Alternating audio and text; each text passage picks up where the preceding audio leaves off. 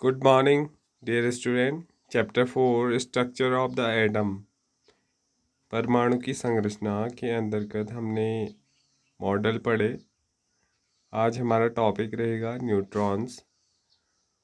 तो fundamental particles के बारे में हम पहले पढ़ चुके हैं, प्रोटॉन और electron. Neutron third one part है। इन 1932 James Chadwick discovered another subatomic particle which had no charge and a mass nearly equal to that of proton। 1932 में जेम्स चैडविक ने डिस्कवर किया था एक और सब एटॉमिक पार्टिकल को ना, जिसका नाम क्या है, न्यूट्रॉन है। और इस पर कोई भी चार्ज नहीं होता है और इसका जो मास होता है वो प्रोटॉन के मास के लगभग बराबर होते हैं। It was eventually named as neutron. तो इसी कारण से, क्योंकि उसमें कोई भी चार्ज नहीं होता है, वो न्यूट्रल होता है, इस वजह से उसे न्यूट्रॉन बोला जाता है। Neutron are present in the nucleus of all atom except hydrogen. जितने भी एटम्स हैं, एलिमेंट्स हैं, उनके एटम के न्यूक्लियस में ही न्यूट्रॉन पाया जाता है, केवल हाइड्रोजन को छोड़ करके। In general a neutron is represent as N. Neutron को एन से डिनोट किया जाता है। The mass of an atom is therefore given by the sum of the masses of proton and neutron present in the nucleus. तो इस प्रकार से अगर हमें किसी भी एटम का मास बताना है तो उसका मास हमें टोटल करना पड़ेगा। किस किस को, प्रोटॉन और न्यूट्रॉन को जब हम ऐड करेंगे उनके सम को ही हम बोलेंगे किसी एटम का मास। इसके बाद नेक्स्ट टॉपिक आपका है how are electron distributed in different orbits और सेल। बोर का जो एक्सपेरिमेंट था, उन्होंने अब बताया था कि जो इलेक्ट्रॉन्स हैं वो क्या करते हैं, रिवॉल्व करते हैं एक डिस्क्रीट ऑर्बिट में। और उस ऑर्बिट के अंदर इलेक्ट्रॉन का जो डिस्ट्रीब्यूशन है, कैसे उसमें इलेक्ट्रॉन पाए जाएंगे, कितने नंबर्स ऑफ इलेक्ट्रॉन पाए जाएंगे, इस चीज़ को बताने के लिए ये जानना ज़रूरी होता है कि जो इलेक्ट्रॉन्स हैं उनका डिस्ट्रीब्यूशन कैसे होता है। The distribution of electron into different orbit of an atom was suggested by Bohr and बरी। दो साइंटिस्ट हुए जिनका नाम बोहर का एटॉमिक मॉडल हमने पढ़ा था, और बरी इनके साथ एक और साइंटिस्ट थे जिन्होंने बताया कि जो इलेक्ट्रॉन्स हैं उनका डिस्ट्रीब्यूशन डिफरेंट ऑर्बिट के अंदर कैसे होता है। The following rule are followed for writing the number of electron in different energy level और सेल। कुछ रूल्स उन्होंने बताए जिसके द्वारा हम लिखते हैं number of electron different energy level में, उनके नंबर कितने होंगे।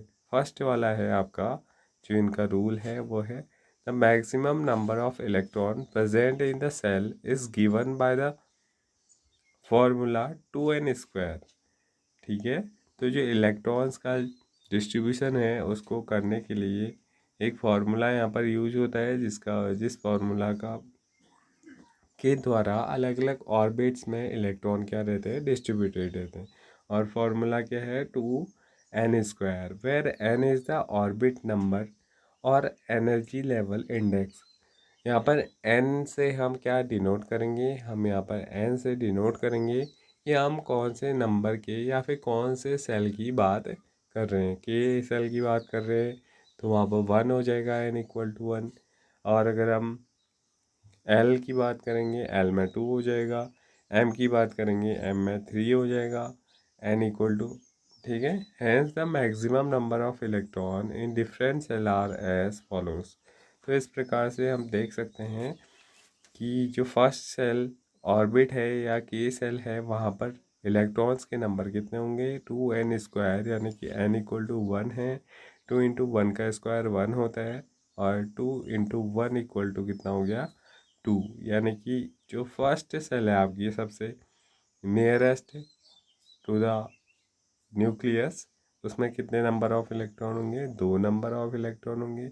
सेकेंड ऑर्बिट और एल सेल विल बी 2 × 2²। 2 का स्क्वायर 4 हो गया, 4 × 2 = 8 हो गया। तो टोटल नंबर ऑफ यहाँ पर इलेक्ट्रॉन्स वो कितने हो गए, 8 हो गए सेकेंड वाले ऑर्बिट में। थर्ड वाले की अगर हम बात करें तो 3 का स्क्वायर 9 हो गया, और 9 को अगर 2 से मल्टीप्लाई करेंगे तो कितना 18, यानी कि एम सेल जो होगी वहाँ पर कितने होंगे, 18 नंबर ऑफ इलेक्ट्रॉन्स होंगे। इसके बाद फोर्थ ऑर्बिट है, इसको एन सेल के नाम से जानता जाता है। एन सेल में नंबर ऑफ इलेक्ट्रॉन कितने होंगे, 2 इंटू, क्योंकि वो फोर्थ वन सेल है एन वाली, तो 4 का स्क्वायर कितना होता है 16, 16 टू जा 32, ऐसे ही आगे की ओर बढ़ते रहेगा।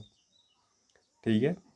इसके बाद उनका दूसरा रूल था, the maximum number of electron that can be accommodated in the outer most orbit is 8। सबसे जो आउटर मोस्ट ऑर्बिट होगी किसी भी एटम की, चाहे हम ऑक्सीजन एटम की बात करें या फिर हम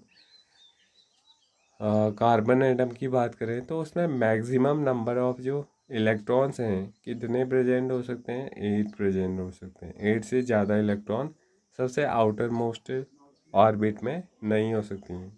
थर्ड रूल है, electron are not accommodated in a given cell unless the inner cell are filled। जब तक अंदर वाली सेल पूरी कंप्लीट फिल नहीं हो जाती है तब तक बाहर वाली सेल में इलेक्ट्रॉन्स नहीं भरेंगे। यानी कि अगर हम बात करें यहाँ पर 3 डिफरेंस सेल है, सबसे अंदर वाली जो है वो के है, फिर एल है, और लास्ट में जो बाहर की ओर है वो एम है। तो हमें पता है सबसे इनर मोस्ट में कितने होते हैं, नंबर ऑफ इलेक्ट्रॉन 2 होते हैं। जब तक ये 2 इलेक्ट्रॉन इस ऑर्बिट में, के ऑर्बिट में फिल नहीं हो जाते हैं, तब तक एल ऑर्बिट में कोई नया इलेक्ट्रॉन नहीं जाता है। ये होता है आपका रूल डिस्ट्रीब्यूशन का। Atomic structure of first 18 element is shown schematically in figure 4.4। 4.4 में आपको यहाँ पर देख सकते हैं आप, हाइड्रोजन के पास केवल एक इलेक्ट्रॉन होता है जो उसके के सेल में पाया जाता है। हीलियम में 2 इलेक्ट्रॉन होते हैं, दोनों के 2 कहाँ पाए जाते हैं, के सेल में। इसके बाद लिथियम का में 2 सेल प्रेजेंट हैं, अंदर की 2 सेल की 2 इलेक्ट्रॉन के वाली सेल में प्रेजेंट है, और एल वाली सेल में केवल एक इलेक्ट्रॉन प्रेजेंट है।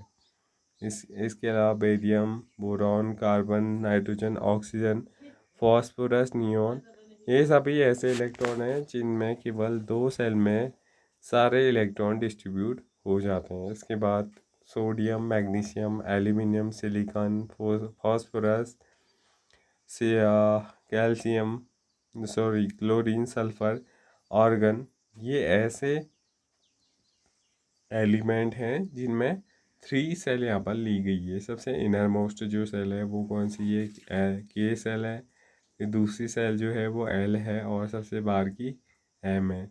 ऐसे ही आगे ही इलेक्ट्रॉन का डिस्ट्रीब्यूशन एन सेल तक होते रहता है।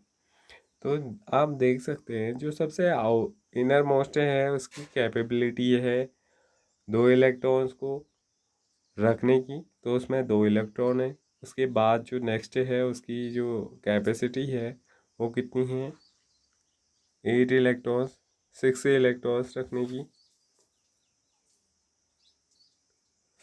सॉरी 8 इलेक्ट्रॉन रखने की। तो यहाँ पर जहाँ पर आप इन किसी भी एक का देख लें, किसी भी एक एलिमेंट का जो डिस्ट्रीब्यूशन है वो देख लें, तो जो एल सेल है उसमें सब में कितने इलेक्ट्रॉन्स हैं, 8 इलेक्ट्रॉन्स हैं। तभी जा कर के जो एम सेल है सबसे आउटर मोस्ट है, उसमें इलेक्ट्रॉन जो हैं वो लगातार बढ़ते जाते हैं।